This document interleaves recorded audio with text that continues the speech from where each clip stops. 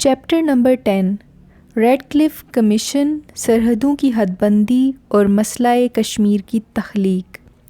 مورخین نے مسئلہ کشمیر کی پیدائش کے حوالے سے بہت کچھ لکھا ہے۔ ان مورخین کی یہ قوی رائے ہے کہ مشرقی پنجاب کے ضلع گورداسپور کی دو مسلم اکثریت والی تحصیلیں گورداسپور اور بٹالہ اگر بھارت کو نہ ملتیں تو مسئلہ کشمیر پیدا ہی نہ ہوتا۔ 1947 تک مشرقی پنجاب سے جموں و کشمیر میں داخل ہونے کے لیے کوئی زمینی راستہ یا سڑک وغیرہ نہیں تھی۔ کشمیر میں داخل ہونے کے لیے واحد سڑک جہلم ویلی روڈ تھی، جو موجودہ پاکستان کے ضلع راولپنڈی سے براستہ مری دومیل مظفرآباد سے ہوتی ہوئی سری نگر جاتی تھی، جبکہ ضلع ہزارہ سے بھی ایک سڑک براستہ دومیل جہلم ویلی روڈ سے ہوتی ہوئی سری نگر تک جاتی تھی۔ جواہر لال نہرو نے بھی 1946 میں راولپنڈی سے سری نگر کا سفر شیخ عبداللہ کا عدالت میں کیس لڑنے کے لیے جہلم ویلی روڈ کے ذریعے ہی کیا تھا، لیکن مہاراجہ ہری سنگھ نے نہرو کو اڑی ریسٹ ہاؤس میں 3 دن سرکاری مہمان بنانے کے بعد جہلم ویلی روڈ کے راستے ہی واپس راولپنڈی بھیج دیا تھا اور وہ سری نگر نہیں پہنچ سکے تھے۔ آئیے اس حقیقت کا جائزہ لیتے ہیں کہ ریڈ کلف باؤنڈری کمیشن نے کیسے اور کس طرح ضلع گورداسپور کی دو مسلم اکثریت والی تحصیلیں بھارت کے حوالے کیں۔ وائسرائے ہند لارڈ ماؤنٹ بیٹن نے 3 جون 1947 کو تقسیم ہند کی 2 ملکوں بھارت اور پاکستان میں تقسیم کرنے کا نظر ثانی شدہ منصوبہ پیش کیا، جبکہ اصل منصوبہ مئی جون 1948 کا تھا۔ نظر ثانی شدہ منصوبے کے تحت 14 اگست 1947 کو پاکستان اور 15 اگست کو بھارت کی شکل میں 2 ملکوں کے وجود میں آتے ہی برصغیر سے دنیا کی سب سے بڑی برٹش امپائر کا خاتمہ ہو جائے گا۔ یہاں یہ ذکر کرنا ضروری ہے کہ تقسیم کے نظر ثانی شدہ منصوبے کی تشکیل میں لارڈ ماؤنٹ بیٹن نے نہرو اور وی پی مینن سے ہی زیادہ تر مشورہ کیا تھا، جبکہ قائد اعظم اور مسلم لیگ کے دوسرے لیڈروں کو اس قدر اہم فیصلوں سے صرف مطلع ہی کیا جاتا رہا۔ چنانچہ اس منصوبے کے اعلان کے بعد پنجاب اور بنگال میں سرحدوں کے تعین کا مسئلہ درپیش تھا۔ غور کیجیے، 3 جون کو تقسیم کا منصوبہ پیش کیا گیا اور 15 اگست تک تقسیم کے عمل کو مکمل کرنا ہے، جبکہ اس دوران پنجاب اور بنگال میں سرحدوں کی حد بندی کا پیچیدہ اور کٹھن مرحلہ بھی مکمل کرنا ہے۔ خاص کر پنجاب میں جہاں مسلمانوں، ہندوؤں اور سکھوں کے وسیع علاقوں کی حد بندی درکار ہے، اس مقصد کے لیے پنجاب باؤنڈری کمیشن اور بنگال باؤنڈری کمیشن تشکیل دیے گئے، لیکن ان دونوں حد بندی کمیشنوں کے لیے صرف ایک انگریز وکیل سر سیرل ریڈ کلف کو مقرر کیا گیا، جو 8 جولائی 1947 کو لندن سے نئی دہلی پہنچتے ہیں۔ اس سے قبل برطانوی راج کے 200 سالہ دور میں وہ کبھی بھی برصغیر نہیں آئے تھے، یعنی انہیں برصغیر کے حالات، جغرافیہ، آبادی اور ترکیب آبادی کا قطعاً علم نہیں تھا۔ حد بندی کمیشن کی رپورٹ 1 ماہ کے قلیل عرصے میں 18 اگست تک تیار کر لی گئی، جسے ریڈ کلف نے 12 اگست 1947 کو وائسرائے ہند لارڈ ماؤنٹ بیٹن کو پیش کر دیا۔ ریڈ کلف یہ رپورٹ پیش کرنے کے بعد تمام کاغذات اور تفصیلات لے کر 14 اگست 1947 کو واپس انگلستان چلے گئے۔ لارڈ ماؤنٹ بیٹن پاکستان اور بھارت کے معرض وجود میں آنے کے بعد 17 اگست 1947 کو حد بندی کمیشن کی رپورٹ کو منظر عام پر لائے۔ ریڈ کلف 1977 میں وفات پا گئے۔ ان کی پنجاب باؤنڈری کمیشن کی رپورٹ پر بعد میں جو طوفان برپا ہوا، خاص کر مسئلہ کشمیر کے حوالے سے، اس نے اس پر کبھی لب کشائی نہیں کی اور اس دنیا سے رخصت ہو گئے۔ گزشتہ کم و بیش 20 سال کے عرصے میں جو شواہد سامنے آئے ہیں، ان کی روشنی میں یہ حقیقت روز روشن کی طرح واضح ہوتی ہے کہ ریڈ کلف وائسرائے ہند لارڈ ماؤنٹ بیٹن کی ہدایات پر سرحدوں کی نشاندہی کرتے رہے۔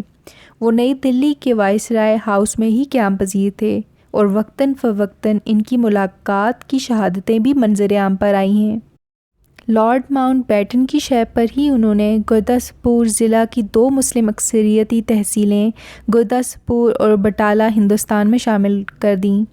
برطانوی مورخ اور دانشور السٹر لیمب نے مسئلہ کشمیر سے متعلق اپنی مایہ ناز تصنیف برتھ آف ٹریجڈی کے باب پارٹیشن دی ریڈ کلف کمیشن کے صفحہ 31 پر ان حقائق کی ان الفاظ میں تائید و تاکید کی ہے: While in the light of a large quantity of information which has surfaced in the last decade or so, one can say that there is much truth in this view. یعنی اس نظریے میں کافی سچائی ہے کہ لارڈ ماؤنٹ بیٹن نے red کلف کی برصغیر کے حالات سے لا علمی کی بنا پر اسے گمراہ کیا۔ عین ممکن ہے کہ وہ لارڈ ماؤنٹ بیٹن اور نہرو کے کشمیر سے متعلق گٹھ جوڑ سے بالکل بابلد تھے۔ اگلے پیرا میں صفحہ نمبر 32 پر Alastair Lamb Lord Mountbatten کے بارے میں لکھتے ہیں: Mount Batten, long before Redcliffe set foot on Indian soil, made it clear that it was unlikely that all of Gurdaspur district would go to Pakistan. On 4 June 1947, he pointed out that it is unlikely that the Boundary Commission will throw the whole Gurdaspur district into the Muslim majority areas. Quoted in L.A. Sherwani, The Partition of India and Mountbatten, Karachi, 1986, page 125. یعنی Mount beaten نے کہا کہ ضلع گرداسپور تمام کا تمام پاکستان کے حوالے نہیں کیا جا سکتا۔ یہ بات ماؤنٹ بیٹن کے کہنے کی نہیں تھی، بلکہ یہ باؤنڈری کمیشن کا کام تھا۔ لیکن ماؤنٹ بیٹن نے اپنی چال بازی سے آدھا گرداسپور تو کیا، سارے کا سارا ہی بھارت کے کھاتے میں ڈال دیا۔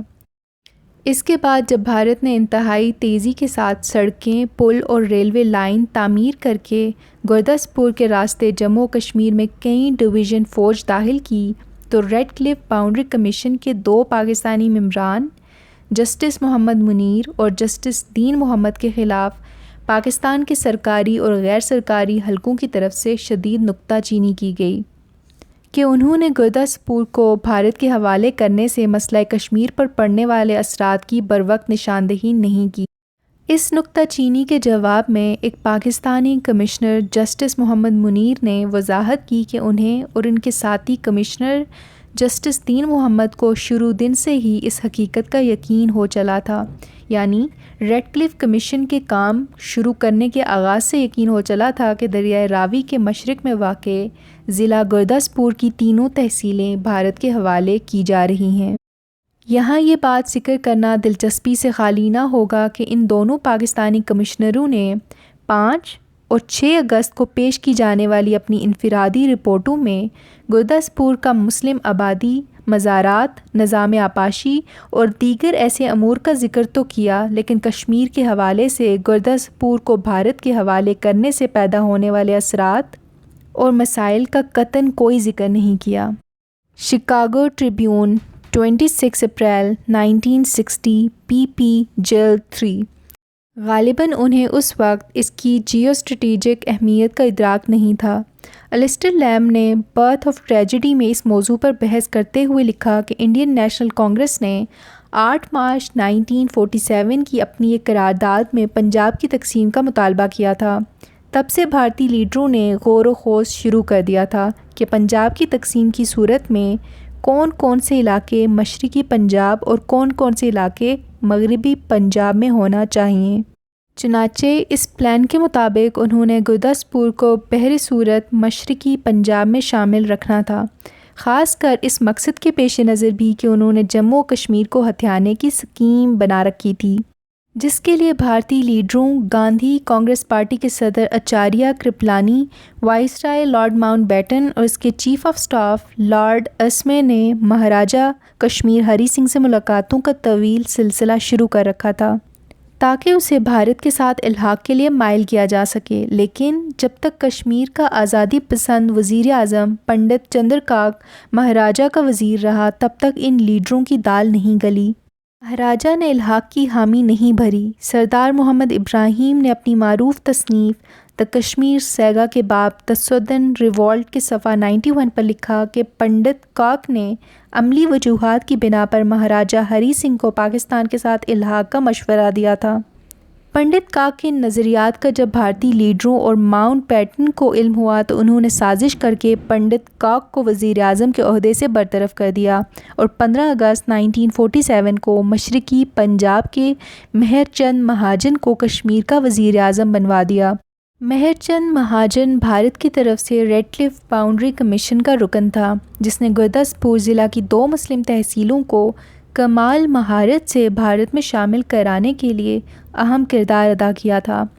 جو ہی مہاجن باؤنڈری کمیشن سے فارغ ہوئے تو انہیں کشمیر کا وزیر اعظم مقرر کروا دیا گیا، لیکن مہاراجہ ہری سنگھ نے پھر بھی 28 اکتوبر تک بھارت کے ساتھ الحاق نہیں کیا۔ مہاراجہ کی طرف سے بھارت کے ساتھ نام نہاد الحاق کے باب میں اس مسئلے پر خاصی بحث کی گئی ہے، جس میں پنڈت کاک کی معزولی اور مہاجن کی وزیر اعظم کی حیثیت سے تقرری کے اسباب کا ذکر بھی کر دیا گیا ہے۔ غرض یہ کہ گرداسپور کو ہڑپ کرنے کا بھارتی لیڈروں کا بڑا مقصد بالآخر کشمیر پر فوجی قبضہ کر کے مہاراجہ کو بھارت کے ساتھ الحاق کرنے پر مجبور کرنا تھا، جس میں وہ کامیاب ہوئے۔ 28 اکتوبر 1947 تک جموں و کشمیر ایک آزاد ملک کی حیثیت سے عالمی نقشے پر موجود رہا۔ مہاراجہ اگر جموں و کشمیر کے بھارت کے ساتھ الحاق کا واقعی حامی ہوتا تو وہ 15 اگست کو بھارت کے معرض وجود میں آتے ہی یا کچھ دنوں بعد ہی الحاق کر لیتا، لیکن بھارت نے جموں و کشمیر پر زور اور قوت سے قبضہ کرنے کے بعد اس سے زبردستی الحاق کی دستاویز پر دستخط کروائے۔ سلینڈر واز دا تھرڈ کے مصنف بھارتی لیفٹیننٹ جنرل ایل پی سین نے صفحہ 39 پر لکھا ہے کہ مہاراجہ ہری سنگھ جب 25 اکتوبر کی رات کے آخری پہر سری نگر کو تاریکی میں ڈوبے چھوڑ کر جموں روانہ ہوئے تو جموں و کشمیر کو ایک آزاد اور خود مختار مملکت قائم رکھنے کا اس کا خواب چکنا چور ہو گیا تھا۔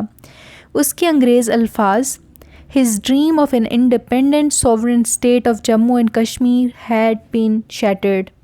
متعدد صاحب سکہ ذرائع سے راکم الحروف کو معلوم ہوا ہے کہ جب حد بندی کمیشن کے سامنے گرداسپور کے مستقبل کا مسئلہ درپیش تھا تو قادیانیوں نے نہرو اور ماؤنٹ بیٹن کے ذریعے ریڈ کلف کو مطلع کیا کہ ہمارا مسلمانوں سے کوئی تعلق نہیں، قادیان گرداسپور میں ہی واقع ہے۔ قادیانیوں کو اگر گرداسپور کی مسلم آبادی سے نکال دیا جائے تو اس کی مسلم آبادی اقلیت میں تبدیل ہو جاتی ہے۔ اس اعتبار سے بھی گرداسپور کو مشرقی پنجاب میں شامل کر کے اسے بھارت کی تحویل میں دے دیا گیا۔ مسئلہ کشمیر بلکہ السٹر لیمب کے مطابق المیہ کشمیر کی تخلیق میں قادیانیوں نے بھی نہرو اور ماؤنٹ بیٹن کی طرح بنیادی کردار ادا کیا۔ 1947 کی دوسری سوتن بغاوت۔ جیسا کہ پہلے ذکر ہو چکا ہے کہ 1936 میں مہاراجہ جموں و کشمیر ہری سنگھ نے ریاست پونچھ کو جموں و کشمیر میں ضم کر دیا تھا اور اہل پونچھ پر بھی ایسے ٹیکس نافذ کر دیے جو یہاں کے باشندوں کے لیے ناقابل برداشت تھے۔ لوگوں نے یہ ٹیکس ادا کرنے سے انکار کر دیا، جیسا کہ پہلے ذکر ہو چکا کہ بکری، بھیڑ، گائے، بھینس، کھڑکی، دروازے، حتیٰ کہ چولہے پر بھی ٹیکس لگا دیے گئے تھے۔ راولاکوٹ، ہجیرا، تراڑکھل، پلندری، منگ اور حتیٰ کہ باغ میں بھی لوگوں نے مہاراجہ کے ایجنٹوں کو یہ ٹیکس ادا کرنے سے انکار اور ان کو جمع کرنے سے منع کر دیا۔ جن ایجنٹوں نے لوگوں کو یہ ٹیکس ادا کرنے کے لیے ہراساں کرنے کی کوشش کی انہیں زد و کوب کیا گیا۔ ان ٹیکس کلیکٹروں میں زیادہ تر وہ لوگ شامل تھے جو ڈوگرا عہد میں نمبردار، چوکیدار، پٹواری اور جاگیردار بنے تھے۔ یہ نظام اگرچہ آج موجود نہیں، لیکن یہ لوگ اور ان کی ذریت آج بھی نفرت کی نگاہ سے دیکھے جاتے ہیں۔ جولائی 1947 کے دوران ڈوگرا ایجنٹوں نے مہاراجہ ہری سنگھ کو خبردار کیا کہ پونچھ جاگیر میں مہاراجہ کے نئے نظام حکومت اور ٹیکس پالیسی کے خلاف ایک منظم مخالفت بلکہ بغاوت ابھرنے کے آثار نمایاں طور پر سامنے آ رہے ہیں۔ یہ مخالفت دھیرے دھیرے کوٹلی، میرپور، حتیٰ کہ جموں کے بعض حصوں میں بھی پھیلنا شروع ہو گئی۔ جو ہی یہ دوسری سوتن بغاوت پونچھ میں شروع ہوئی تو مہاراجہ ہری سنگھ نے اسے دبانے کے لیے سخت ترین اقدامات شروع کر دیے۔ جن علاقوں میں اس کا کنٹرول تھا ان میں سدنوں سے اسلحہ جمع کرنے کی کوشش شروع کر دی۔ اسے کئی علاقوں میں اسلحہ جمع کرنے میں کامیابی بھی ہوئی۔ اسلحہ جمع کرنے کی اس مہم میں جہاں ڈوگرا انتظامیہ کے لوگ پیش تھے، وہاں پونچھ شہر میں ہندو انتہا پسند تنظیم RSS راشٹریہ سوامی سیوک سنگھ کے ہندو انتہا پسند گنڈوں اور دیگر مسلح انتہا پسند مسلح ہندوؤں اور سکھوں کو بھی مسلم کشی کی کھلی چھٹی دے دی گئی۔ جموں میں ان انتہا پسند گنڈوں کی سرگرمیاں اور بھی زیادہ ہو گئیں، چونکہ جولائی کے مہینے میں جہاں پونچھ سدنوتی میں ڈوگرا رجیم کے خلاف بغاوت کا آغاز ہو چکا تھا، وہاں ساری وادی کشمیر میں مہاراجہ ہری سنگھ کی حکومت کے خلاف وسیع پیمانے پر احتجاج جاری تھا۔ اس دوران ایک ایسا واقعہ سری نگر میں رونما ہوا جو اگر رونما نہ ہوتا تو پاکستان تنازع کشمیر کا فریق کسی صورت بھی نہیں بن سکتا تھا۔ پونچھ سدنوتی کی دوسری بغاوت کی مزید تفصیلات میں جانے سے قبل اس واقعے کا ذکر کرنا ضروری ہے۔ 19 جولائی کی قرارداد الحاق پاکستان۔ اس دوران جبکہ پونچھ، کشمیر اور جموں کے مسلم حصوں میں مہاراجہ ہری سنگھ کے راج کے خلاف بغاوت اور احتجاج شروع ہو چکا تھا، پونچھ کی سدنوتی اور باغ تحصیلوں کے واحد منتخب رکن کشمیر اسمبلی سردار محمد ابراہیم خان مرحوم کی زیر قیادت اسمبلی کے اکثریتی ارکان نے الحاق پاکستان کی قرارداد منظور کر لی۔ اس قرارداد کی وجہ سے مسئلہ کشمیر پر دورز اثرات مرتب ہوئے۔ اس قرارداد کے بارے میں کشمیر کے مورخین نے بہت کچھ لکھا۔ آزاد حکومت ریاست جموں و کشمیر ہر سال 19 جولائی کو اس قرارداد کی مناسبت سے یوم الحاق پاکستان مناتی ہے۔ میں یہاں اس قرارداد کے بارے میں اس خطے کے امور کے ایک انگریز ماہر السٹر لیمب کا ضرور حوالہ دوں گا۔ انہوں نے تنازع کشمیر سے متعلق اپنی پہلی کتاب کشمیر اے ڈسپیوٹڈ لیگیسی 1846 to 1990 کے باب پولیٹکس ان کشمیر ٹو 1947 میں لکھا، جس کے انگریزی الفاظ یہ ہیں: It was against this background that at the end of 1946 the Maharaja decided upon fresh elections to the Legislative Assembly Praja Sabha to be held in January 1947. They were boycotted by National Conference but contested by the Muslim Conference. The Muslim Conference won 15 of the Muslim elective seats in the Legislative Assembly, the remainder being unfilled because of the nomination screening by Maharaja's government. On 19 July 1947, the Muslim Conference, with the largest elected representation in the Legislative Assembly, passed a resolution led by Sardar Ibrahim Khan advocating a cession of the state of Jammu and Kashmir to Pakistan. Though a faction within the conference, including its acting president Chaudhry Hamidullah Khan, preferred the option of the state remaining independent. Page 95. اس اقتباس کے شروع میں Ulster lamb نے "It was against this background" یعنی اس پس منظر کے الفاظ استعمال کیے ہیں، جس پر روشنی ڈالنا ضروری ہے۔ کشمیر میں بھی اس وقت ڈوگرا راج کے خلاف احتجاج جاری تھا، لیکن اس احتجاج میں اس وقت شدت پیدا ہو گئی جب مارچ 1946 میں نیشنل کانفرنس کے نامزد ہری سنگھ کابینہ کے مسلم وزیر برائے پبلک ورکس مرزا افضل بیگ نے استعفیٰ دے دیا۔ مرزا افضل بیگ نیشنل کانفرنس میں شیخ عبداللہ کے بعد دوسرے بڑے لیڈر تھے۔ ان دنوں برطانیہ کا کابینہ مشن بھی ہندوستان کے دورے پر تھا۔ اس موقع پر شیخ عبداللہ نے اعلان کر دیا کہ 1846 میں برطانیہ کی طرف سے کشمیر کو گلاب سنگھ کے ہاتھ فروخت کرنا غیر قانونی تھا، لہٰذا ڈوگرا سامراج کو کشمیر اب چھوڑ دینا چاہیے۔ اسے تاریخ میں کوئٹ کشمیر یعنی کشمیر چھوڑ دو تحریک کا نام دیا گیا۔ شیخ عبداللہ کے اس اعلان پر ڈوگرا راج کے خلاف تحریک اور احتجاج میں شدت پیدا ہو گئی۔ مہاراجہ ہری سنگھ نے شیخ عبداللہ کو قید کر دیا اور جنوری 1947 میں نئے الیکشن کروائے۔ نیشنل کانفرنس نے ان انتخابات کا بائیکاٹ کر دیا۔ مسلم کانفرنس نے ان انتخابات میں حصہ لیا اور کشمیر اسمبلی کی 15 نشستیں جیت لیں، جو ایک پارٹی کی غالب اکثریت تھی۔ مہاراجہ نے اسمبلی میں نامزد کیے جانے والے ارکان کو نامزد نہیں کیا۔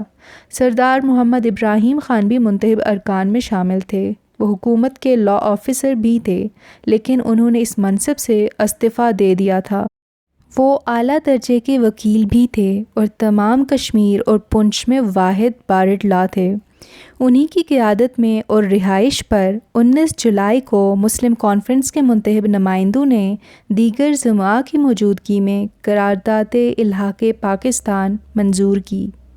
اس قرارداد کے پس منظر پر مزید بحث کرنے سے قبل تنازع کشمیر سے متعلق اس اہم عنصر کا ذکر کرنا انتہائی ضروری ہے کہ جب بھارت کے وزیر اعظم پنڈت جواہر لال نہرو تنازع کشمیر کو اقوام متحدہ کی سلامتی کونسل میں لے گئے تو پاکستان محض کشمیر اسمبلی کی 19 جولائی 1947 کی قرارداد الحاق پاکستان کی وجہ سے مسئلہ کشمیر کا فریق بنا تھا۔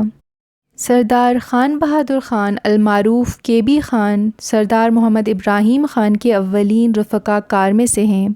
ان کی روایت ہے، وہ فرماتے ہیں کہ جب پنڈت نہرو جنوری 1948 میں مسئلہ کشمیر کو سلامتی کونسل میں لے گیا تو سلامتی کونسل کے صدر نے بھارتی سفیر گوپال سوامی سے سوال کیا کہ آپ کس حیثیت میں مسئلہ کشمیر کو سلامتی کونسل میں لائے ہیں، تو اس نے مہاراجہ ہری سنگھ کی بھارت کے ساتھ الحاق کی دستاویز سلامتی کونسل کے صدر کو دکھائی، جس پر اس نے کہا کہ ہاں ٹھیک ہے، آپ کے پاس فریق بننے کا جواز ہے۔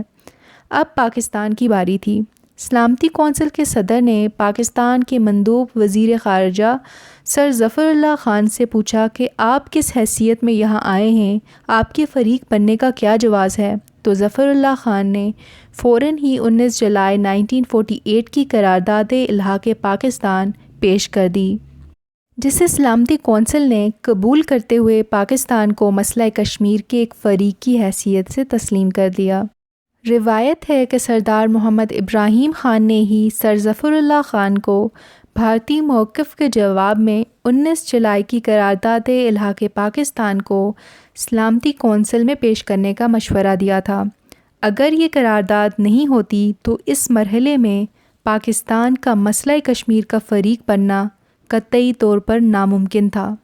الحاق پاکستان کی اس قرارداد کا صحرا سردار ابراہیم، سردار عبداللطیف خان اور سدن گلی کے سردار گل احمد خان کے سر ہے۔ سردار خان بہادر خان نے راکم کو بتایا کہ قرارداد الحاق پاکستان مسلم کانفرنس کے ارکان اسمبلی کے علاوہ مسلم کانفرنس کی جنرل کونسل کے سبھی کونسلروں کی غالب اکثریت نے پاس کی تھی، جن میں رکن اسمبلی سردار سکندر حیات کے والد محترم سردار فتح محمد کریلوی اور کونسلر باغ کے سید حسن شاہ گردیزی، پیر نذیر حسین شاہ بارہمولہ کے غلام محی الدین ترنبور میرپور کے چودھری نور حسین اور بہت سے دوسرے کونسلر بھی شامل تھے۔ 19 جولائی سے ایک دن قبل 18 جولائی کو مسلم کانفرنس کے قائم مقام صدر چودھری حمید اللہ خان نے مہاراجہ ہری سنگھ اور اس کے وزیر اعظم پنڈت رام چندر کاک کی شہ پر سری نگر میں ہی سرکار کی ایک متعین کردہ جگہ پر ارکان اسمبلی اور مسلم کانفرنس کی جنرل کونسل سے خود مختار کشمیر کی قرارداد پاس کرانے کی کوشش کی۔ چودھری حمید اللہ کو چودھری غلام عباس مرحوم نے ہی جیل جانے سے قبل مسلم کانفرنس کا صدر نامزد کیا تھا۔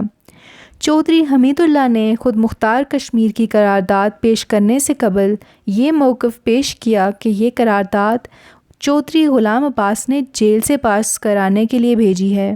جوں ہی یہ قرارداد پیش ہوئی تو ارکان اسمبلی اور جنرل کونسل مشتعل ہو گئے۔ روایت ہے کہ راولاکوٹ کے سردار عبداللطیف خان نے چودھری حمید اللہ خان کو اس پر تماچا بھی مارا۔ اس کے بعد خود مختار کشمیر کی قرارداد پاس کرانے کا معاملہ ٹھپ ہو گیا اور دوسرے دن سری نگر میں سردار محمد ابراہیم خان کی رہائش گاہ پر الحاق پاکستان کی قرارداد منظور کر لی گئی۔ اس مصدقہ کہانی میں چودھری حمید اللہ خان نے خود مختار کشمیر کی قرارداد کو چودھری غلام عباس سے منسوب کیا ہے کہ انہوں نے جیل سے خود مختار کشمیر کی قرارداد تحریر کر کے بھیجی تھی۔ کہانی کا یہ حصہ کافی غور و خوض کا متقاضی ہے تاکہ معلوم ہو سکے کہ آیا چودھری غلام عباس واقعی خود مختار کشمیر کے حامی تھے یا انہیں زبردستی مسلم کانفرنس کے ارکان اسمبلی اور جنرل کونسل کے سامنے سر تسلیم خم کرنا پڑا۔ راکم نے اس زمانے کے حالات سے واقفیت رکھنے والے بزرگوں سے اس موضوع پر بات کی۔ ان سب نے اس حقیقت کی تائید کی کہ چودھری غلام عباس نے واقعی جیل سے خود مختار کشمیر کی قرارداد اپنے ہاتھ سے لکھ کر بھیجی تھی۔ سردار خان بہادر خان نے راکم کو بتایا کہ یہ تحریر 100% سچی تھی کہ چودھری صاحب نے واقعی اپنے ہاتھوں سے یہ مسودہ لکھ کر بھیجا تھا۔ اس کہانی میں یہ بھی ذکر ہے کہ چودھری غلام عباس اس وقت جیل میں کیوں تھے۔ اس نقطے پر بھی غور کی ضرورت ہے۔ یہ حقیقت مسلمہ ہے کہ مسلم کانفرنس کی اعلیٰ قیادت اس وقت شیخ عبداللہ کی مہاراجہ کے خلاف کوئٹ کشمیر تحریک میں شامل نہیں تھی، اور نہ ہی انہوں نے اپنے کارکنوں کو اس تحریک کے احتجاج میں شریک ہونے کی دعوت دی تھی۔ یہ الگ بات ہے کہ مسلم کانفرنس کی نچلی سطح کے کارکنوں نے شیخ عبداللہ کی اپیل پر اس احتجاج میں حصہ لیا تھا۔ مہاراجہ کی حکومت نے شیخ عبداللہ کو کشمیر چھوڑ دو کی کال دینے پر قید کر دیا تھا۔ وہ پہلے بھی کئی بار 1931 کے سانحے کے بعد احتجاج کی وجہ سے جیل جا چکے تھے۔ کبھی جیل کے اندر اور کبھی باہر آنے کی وجہ سے ان کی شہرت روز بروز بڑھ رہی تھی۔ بالآخر انہیں تحریک آزادی کشمیر کے ایک اہم مرحلے پر جیل میں ڈال دیا گیا تو مسلم کانفرنس کے قائد چودھری غلام عباس کو اپنی شہرت کی فکر لاحق ہو گئی۔ اگر ان کا مقصد حیات ریاست کا پاکستان کے ساتھ الحاق ہوتا تو ظاہر ہے انہیں یہ فکر لاحق نہ ہوتی۔ ان کے تعلقات مہاراجہ کے وزیر اعظم رام چندر کاک سے انتہائی خوشگوار تھے۔ تاریخی شواہد سے یہ بات مسلمہ ہے کہ پنڈت کاک خود مختار کشمیر کے لیے کوشاں تھے۔ وہ انتہائی ذہین، پڑھا لکھا اور پرکشش شخصیت کا مالک تھا۔ وہ کشمیریوں سے کشمیری زبان میں بات کرتا تھا۔ اس کی بیوی مارگریٹ انگریز تھی۔ وہ شیخ عبداللہ کا شدید مخالف تھا۔ شیخ عبداللہ نہرو سے ملا ہوا تھا، جو کشمیر کو بھارت میں ضم کرنا چاہتا تھا، اور جسے بعد میں حالات نے سچ ثابت کر دیا۔ پنڈت کاک اس وجہ سے نہرو کا بھی مخالف تھا۔ پنڈت کاک کو نہرو کے خیالات اور حالات کا بخوبی علم تھا۔ چودھری غلام عباس کی شہرت بھی شیخ عبداللہ کی وجہ سے داؤ پہ لگی ہوئی تھی۔ چنانچہ اس مرحلے پر چودھری صاحب اور پنڈت کاک نے یہی مناسب سمجھا کہ چودھری صاحب کو جیل بھیج دیا جائے۔ اس مرحلے پر انگریز مورخ الیسٹر لیمب نے کشمیر اے ڈسپیوٹیڈ لیگیسی 1846 to 1990 کے صفحہ 95 پر بڑا ہی معنی خیز جملہ استعمال کیا ہے، ملاحظہ ہو۔ In these circumstances, Pandit Kauk did not hesitate to take Muslim Conference leader Chaudhry Ghulam Abbas into custody at this time. مطلب یہ ہوا کہ چونکہ چودھری صاحب نے شیخ عبداللہ کی کشمیر چھوڑ تو تحریک میں حصہ نہیں لیا، لیکن اس کے باوجود پنڈت کاک نے انہیں حراست میں لینے سے ہچکچاہٹ محسوس نہیں کی۔ یہ ہیں وہ حالات جن میں چودھری صاحب حراست میں لیے گئے۔ کسٹڈی میں حفاظت کا پہلو زیادہ نمایاں ہوتا ہے۔ چودھری غلام عباس جموں کے رہنے والے تھے۔ جموں ڈوگرا حکمرانوں کا اصل گڑھ تھا۔ ان کی توجہ جموں کی تعمیر اور ترقی پر زیادہ تھی، جس سے ہندو، مسلم اور سکھ برابر مستفید ہو رہے تھے۔ اگرچہ مسلمانوں کو ہندوؤں کی طرف سے بعض معاملات میں مذہبی دل آزاری کا سامنا تھا، لیکن مجموعی طور پر جموں کے سبھی لوگ خوشحال تھے۔ ان حالات میں بعید نہیں کہ چودھری صاحب ڈوگرا حکمرانوں کے لیے نرم گوشہ رکھتے تھے۔ سردار خان بہادر خان نے راکم کو بتایا کہ چودھری حمید اللہ کی طرف سے 18 جولائی یا اس سے قبل خود مختار کشمیر کی قرارداد کو جب مسلم کانفرنس کی قیادت نے مسترد کر دیا تو رکن کشمیر اسمبلی سردار فتح محمد کریلوی مرحوم جیل میں چودھری غلام عباس سے ملنے گئے اور انہیں نام نہاد خود مختار کشمیر کی قرارداد کے انجام کے بارے میں بتاتے ہوئے کہا کہ آپ کی طرف سے بھیجی گئی قرارداد کو مسلم کانفرنس کی قیادت نے مسترد کر دیا ہے۔ تو اس پر چودھری صاحب نے پریشانی کے عالم میں استفسار کیا کہ یہ لوگ کیا چاہتے ہیں، تو اس پر کریلوی صاحب نے انہیں کہا کہ سب لوگ پاکستان کے ساتھ الحاق چاہتے ہیں۔ تو اس پر چودھری صاحب نے چار و ناچار یعنی بحالت مجبوری اسبات میں سر ہلا دیا۔ جی ایم میر کشمیر کے ایک معروف مصنف اور مورخ ہیں۔ انہوں نے کشمیر کے بارے میں کئی شہر آفاق کتابیں لکھی ہیں جن میں کشمیر کی جغرافیائی حقیقتیں ان کی مشہور تالیف ہے۔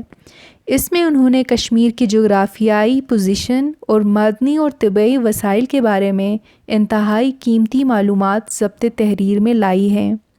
راکم نے بھی پونچھ اور کشمیر کی وجوہات تسمیہ کے بارے میں اس کتاب سے استفادہ کیا ہے۔ انہوں نے کشمیر پس منظر اور پیش منظر کے عنوان سے ایک مختصر اور جامع کتابچہ تحریر کیا ہے۔ 1946 کے حالات کے بارے میں ان کی تحریر کا ایک اقتباس پیش خدمت ہے۔ 1946 میں کشمیر چھوڑ دو تحریک کا مقصد 100 سالہ ڈوگرا آمریت کا خاتمہ کر کے یہاں مکمل آئینی جمہوریت کا قیام عمل میں لانا تھا۔ اس وقت ریاست میں صرف 2 بڑی سیاسی جماعتیں ہوا کرتی تھیں، نیشنل کانفرنس اور مسلم کانفرنس۔ آج کی طرح سیاسی طول آزماؤں کی بھرمار نہ تھی۔ دونوں جماعتیں اپنے بعض اختلافات کے باوجود منزل کی طرف گامزن تھیں۔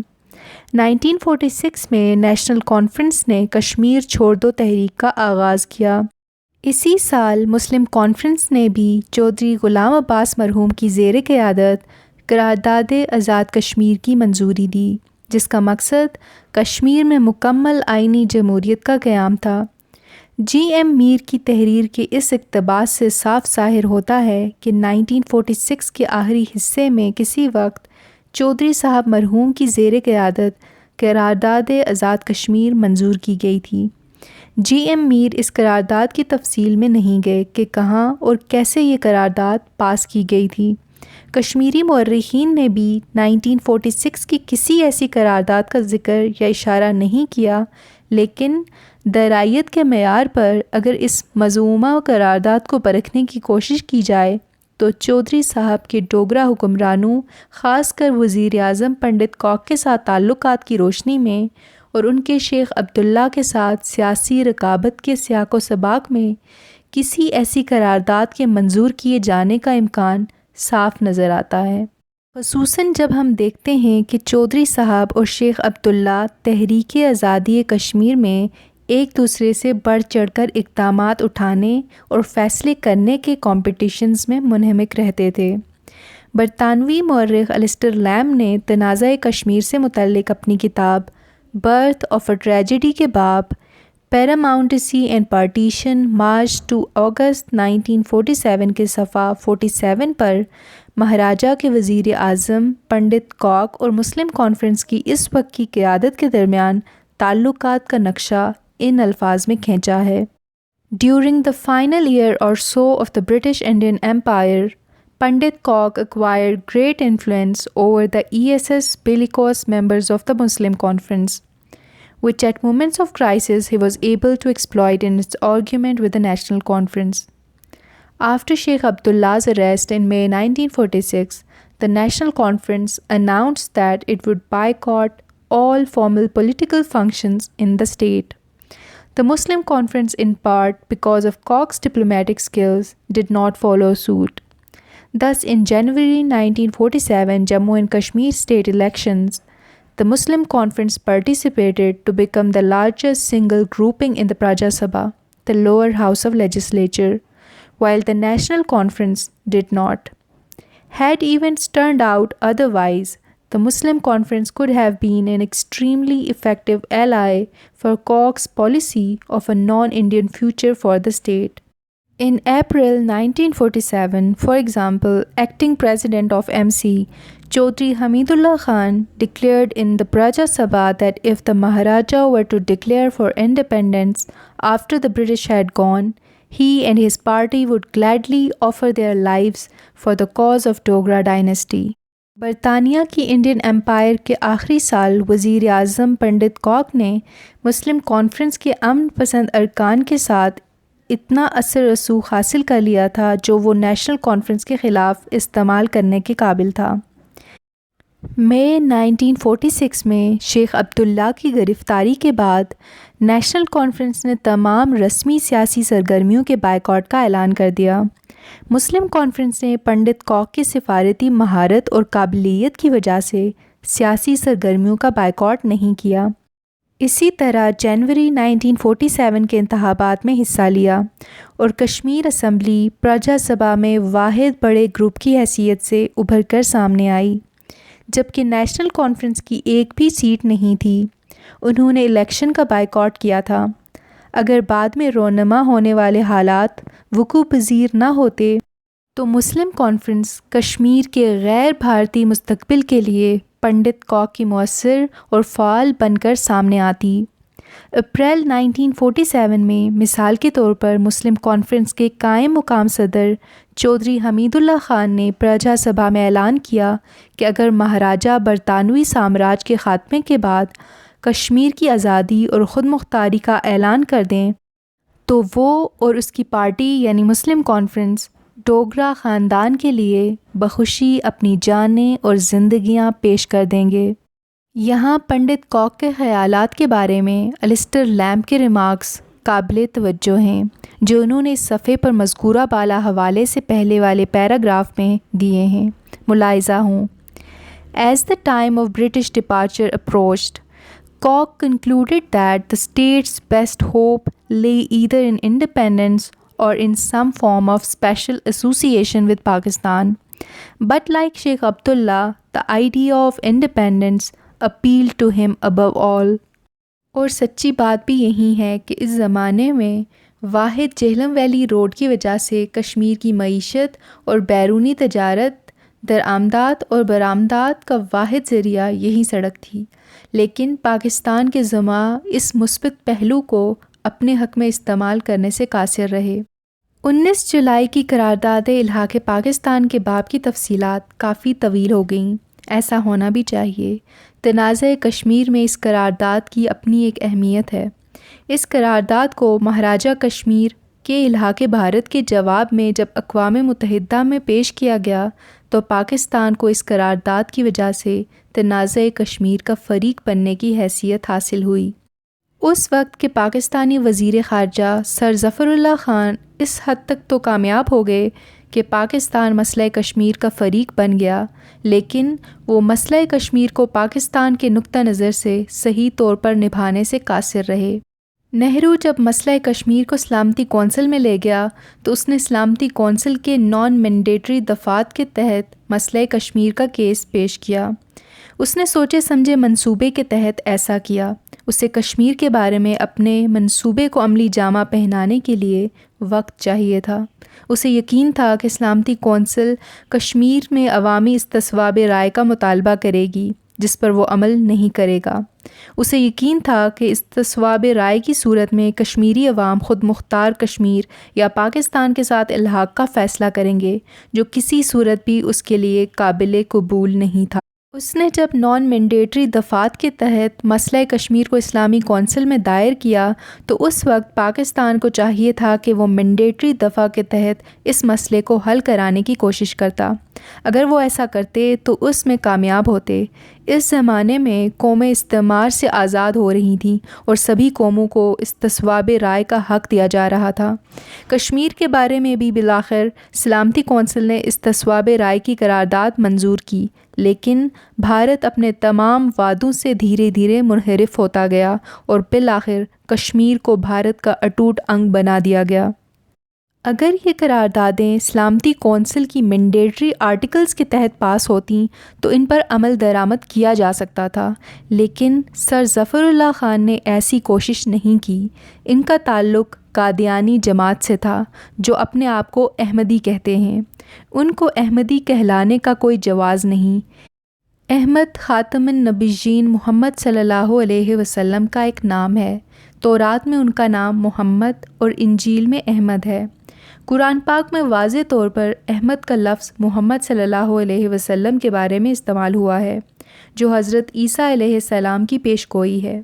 حضرت عیسیٰ علیہ السلام کو اللہ تعالیٰ نے زندہ آسمان پر اٹھا لیا تھا۔ ان کے بارے میں قرآن پاک میں ارشاد ہے، حضرت عیسیٰ علیہ السلام کی وفات سے قبل تمام اہل کتاب ان پر ایمان لے آئیں گے، اور وہ یعنی عیسیٰ علیہ السلام قیامت کے دن ان کے ایمان لانے کی گواہی دیں گے۔ سورہ نساء آیت 159۔ اس آیت کا واضح مطلب یہ ہے کہ حضرت عیسیٰ علیہ السلام نے قیامت سے پہلے آنا ہے۔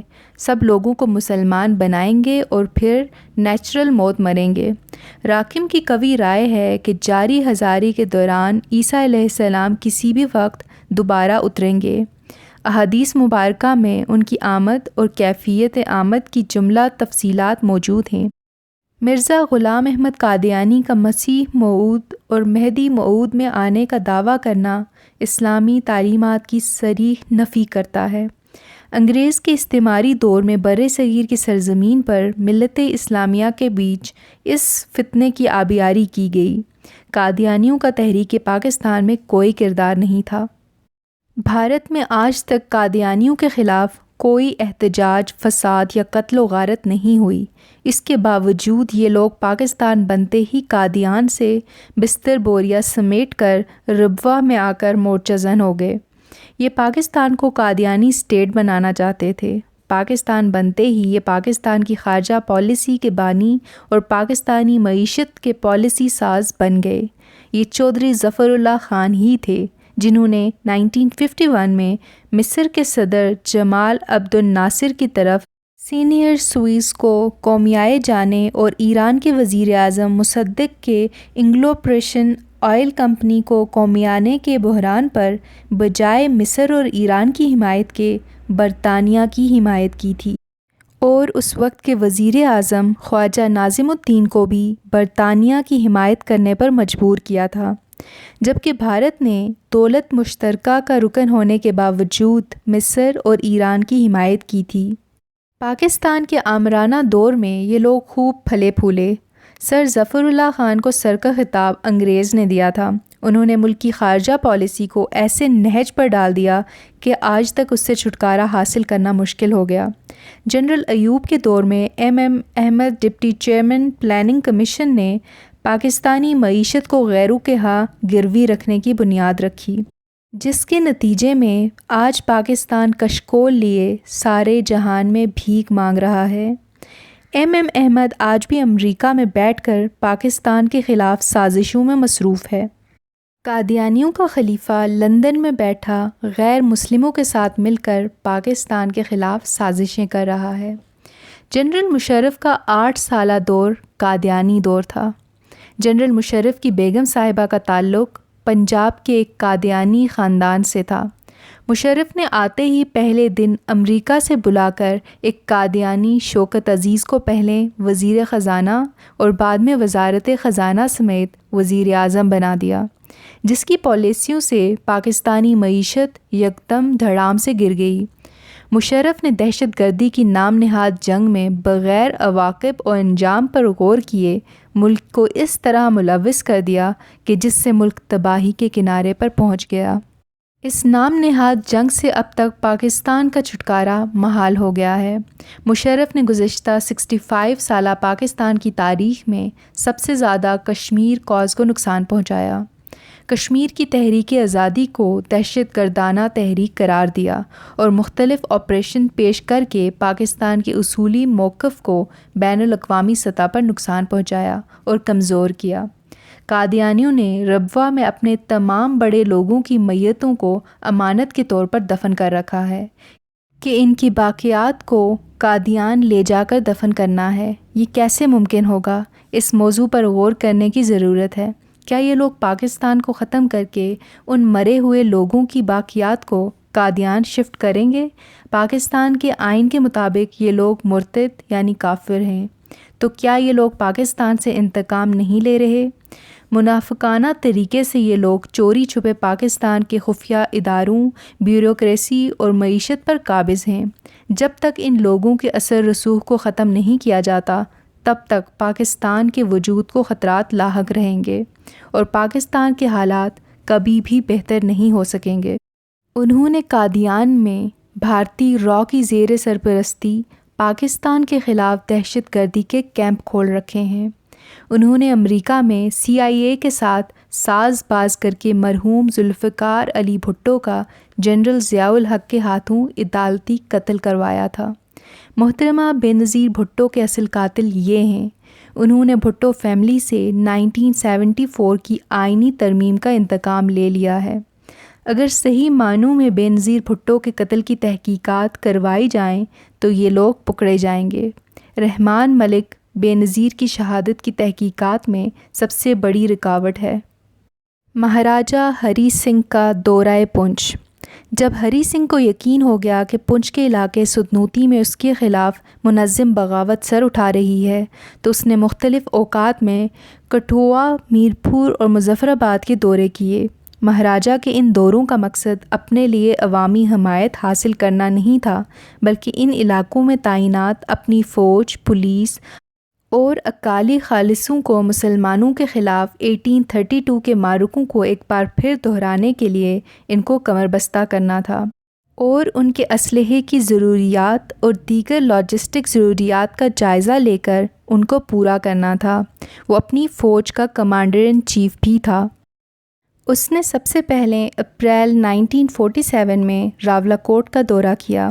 بعض مورخین نے لکھا، جن میں عارف سدوزئی بھی شامل ہیں، کہ ہری سنگھ نے یہ دورہ مرحوم کرنل خان صاحب کی دعوت پر کیا۔ حقیقت یہ ہے کہ خان صاحب نے برِ صغیر میں برطانوی افواج کے کمانڈر ان چیف کو پونچھ کا دورہ کرنے کی دعوت دی تھی تاکہ وہ پونچھ کے مسلمانوں کی معاشی حالت کو اپنی آنکھوں سے دیکھیں اور مہاراجہ کی طرف سے نافذ کردہ ناقابل برداشت ٹیکسوں کا مشاہدہ کریں، جہاں سے جنگ عظیم دوم میں 60,000 لوگوں نے حصہ لیا تھا۔ کہتے ہیں کہ کمانڈر ان چیف نے مہاراجہ ہری سنگھ کو اس دورے کی دعوت سے آگاہ کیا، لیکن مہاراجہ نہیں چاہتا تھا کہ کوئی انگریز پونچھی مسلمانوں پر لاگو ظالمانہ ٹیکسوں کا مشاہدہ کرے۔ چنانچہ اس نے از خود راولاکوٹ کا دورہ کیا۔ کرنل خان صاحب مرحوم نے طبیعت کی نرمی اور صلح جوئی کی بنا پر مہاراجہ کا شاندار استقبال کرنے کا پروگرام بنایا۔ اس پروگرام میں سدنوتی کے سابق فوجیوں کی طرف سے گارڈ آف آنر بھی پیش کرنا شامل تھا۔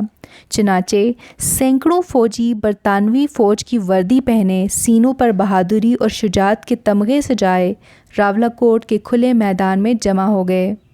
خان صاحب نے کیپٹن حسین خان کو اس فوجی پریڈ کا کمانڈر مقرر کیا، لیکن انہوں نے مہاراجہ ہری سنگھ کو گارڈ آف آنر پیش کرنے سے انکار کر دیا اور اپنی گھوڑی پر بیٹھ کر تیزی سے اپنے گھر حسین کوٹ چلے گئے۔ چنانچہ خان صاحب نے سردار عطا محمد خان کو فوجی پریڈ کی کمان دی۔ کہتے ہیں کہ مہاراجہ پریڈ گراؤنڈ کے دروازے تک آیا جہاں اس کے اپنے ڈوگرا فوجی تعینات تھے، تو اس نے پریڈ گراؤنڈ میں مسلمان فوجیوں کی اٹینشن کی زوردار آواز سنی۔ اس نے پریڈ گراؤنڈ میں قطار اندر قطار موجود سینکڑوں فوجیوں کو دیکھا تو اس کے اوسان خطا ہو گئے۔ وہ بغیر سلامی لیے ڈاک بنگلے چلا گیا۔ اس کا شک یقین میں تبدیل ہو گیا کہ سدنوتی کے یہ لوگ اس کے کفن میں آخری کیل ٹھونکنے کے لیے بالکل تیار ہیں۔ اس نے اسی شام سری نگر کا رخ کیا اور سری نگر پہنچتے ہی اس نے سدنوتی اور باغ میں دفعہ 144 نافذ کر دی۔ ان علاقوں میں مزید فوجیں بھیجنا شروع کر دیں، اجتماعات اور جلسوں پر پابندی لگا دی، ہتھیار جمع کرنے کے لیے گھروں کی تلاشیاں شروع کر دیں، سیاسی کارکنوں کو گرفتار کرنا شروع کر دیا۔ لیکن سدنوتی کے غیور لوگوں نے ان پابندیوں اور ظالمانہ کارروائیوں کی پرواہ نہ کرتے ہوئے خفیہ اور اعلانیہ اجتماعات کرنا شروع کر دیے اور ڈوگرا راج کے خلاف انقلاب کے لیے کارروائیاں شروع کر دیں۔ تاریخی شواہد سے معلوم ہوتا ہے کہ جون کے مہینے میں مہاراجہ ہری سنگھ نے کوہالہ، دومیل، لوہار گلی اور بارکوٹ کا دورہ کیا، ہندو سکھوں کی پیٹھ ٹھونکی اور خفیہ طور پر طے کیا کہ 25 اکتوبر 1947 کو جب مسلمان عید الاضحیٰ کے لیے کھڑے ہوں گے تو انہیں چاند ماری کر کے ختم کر دیا جائے، لیکن اس قتل و غارت کی نوبت نہیں آئی۔ اس سے قبل ہی پونچھ بغاوت کے مجاہدین مظفرآباد سے ہوتے ہوئے بارہمولہ تک پہنچ چکے تھے۔ ڈوگرا فوج کے مسلمان سپاہی ڈوگرا سپاہیوں اور افسروں پر شب خون مار کر مجاہدین کے ساتھ آن ملے تھے، اور مہاراجہ ہری سنگھ سری نگر سے بھاگ کر جموں جانے کے لیے رخت سفر باندھ رہا تھا۔ اس مرحلے کا ذکر تفصیل سے 24 تا 27 اکتوبر کے مہاراجہ کی طرف سے بھارت کے ساتھ نام نہاد الحاق کے باب میں کیا جائے گا۔ یہاں سے آگے پونچھ بغاوت کے آغاز اور سدنوں کی طرف سے ڈوگرا فوج کے خلاف جدوجہد جہاد کی طرف لوٹتے ہیں۔